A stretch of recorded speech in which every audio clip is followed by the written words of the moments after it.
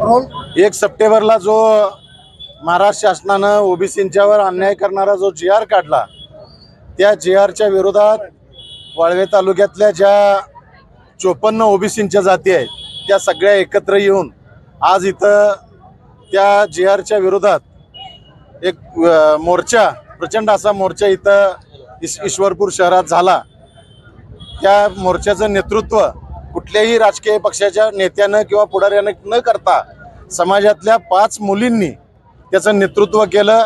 त्याचा जो काही मोर्चाचं जे निवेदन होतं ते सुद्धा माननीय तहसीलदार साहेबांना त्या मुलींनीच दिलं।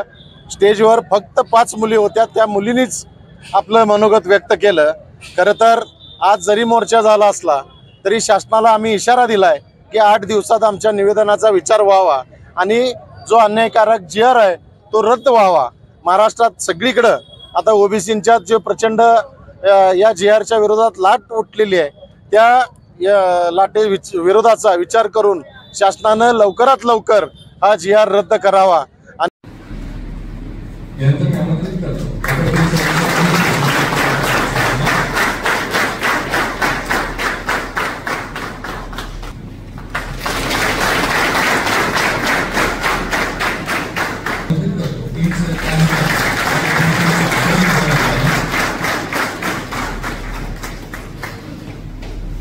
यानंतर आमंत्रित करतो विशेष अभियान पथक तालिका पोलीस उपनिरीक्षक विजय सप्तरे।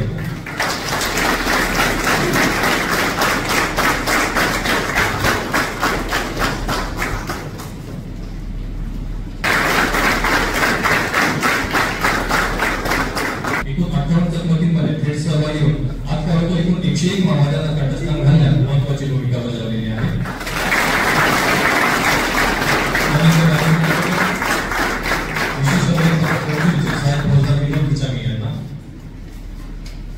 प्रथम मी इथे स्वागत करतो। मोठ्या संख्येने तुम्ही इथे उपस्थित राहिलाय।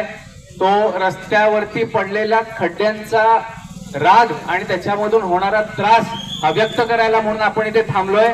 हा आम्ही फक्त विरोधात बसलोय म्हणून आम्हाला हा राग व्यक्त करावासा वाटत नाही, तर रस्त्यावरती पडलेल्या खड्ड्यांचा त्रास हा हिंदूंनाही तितकाच होतो, हा मुसलमानांनाही तितकाच होतो, हा महिलांनाही तितकाच होतो, हा पुरुषांनाही तितकाच होतो, विद्यार्थ्यांनाही तितकाच होतो, नोकरदारी लोकांनाही तितकाच होतो, हा मराठ्यांनाही तितकाच होतो, हा कुणब्यांनाही तितकाच होतो। हा राग आम्ही व्यक्त करायला रस्त्यावरती उतरलोय आणि ते करत असताना कुठल्याही प्रकारे सामान्य जनतेला त्रास होत नाही आमच्यामुळे। पोलिसांची मागणी होती की तुम्ही रस्ता रोको करू नका, पण आता पण तुम्ही बघताय की सगळ्या गाड्या आम्ही सुव्यवस्था सगळी कुठल्याही कायद्याची आम्ही मोडत न मोडता हे आंदोलन पार पाडतोय।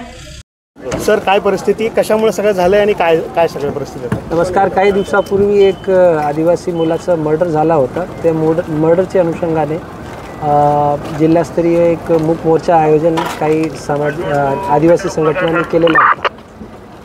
त्या मोर्चामध्ये जे काही चार्जडअप मुलं होते आणि काही असामाजिक तत्व होते, त्यांनी निवेदन दिल्यानंतर जे शासकीय कार्यालयाचे प्रेमाइसेसमधली जे काही गाडी होती ते तोडफोड करण्याचा प्रयत्न केला। त्यांना नाईलाजास्तव आपल्याला सौम्य लाठीचार्जचा वापर करून डिस्पर्स करण्यात आला।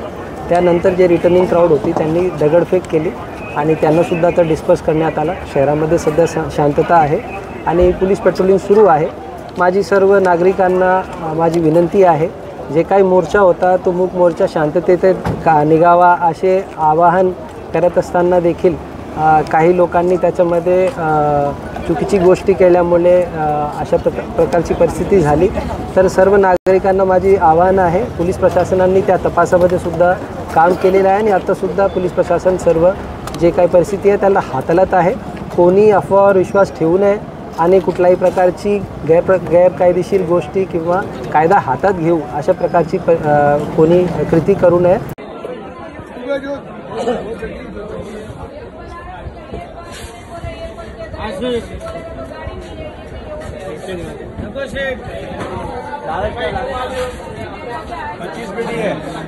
माल बहुत अच्छा है। बाबू लग गया क्या? बाबू एक लग गया है?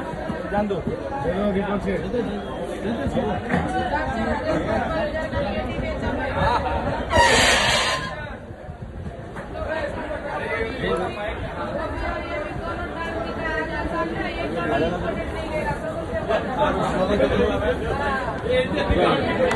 आजा आजा मौसी, इधर आ जाओ, इधर आ जाओ मौसी।